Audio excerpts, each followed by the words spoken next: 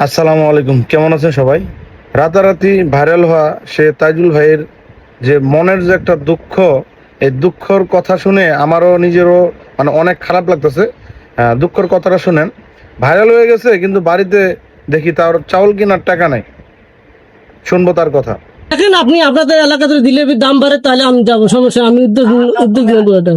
ও- অনেকে হাসাহাসি করে আমাকে অনেক ঠান্ডা করে। আমি বাংলাদেশ থেকে তাজু ভাই 2 পয়েন্ট থেকে ভাইরাল তাজুল ভাই বলছি।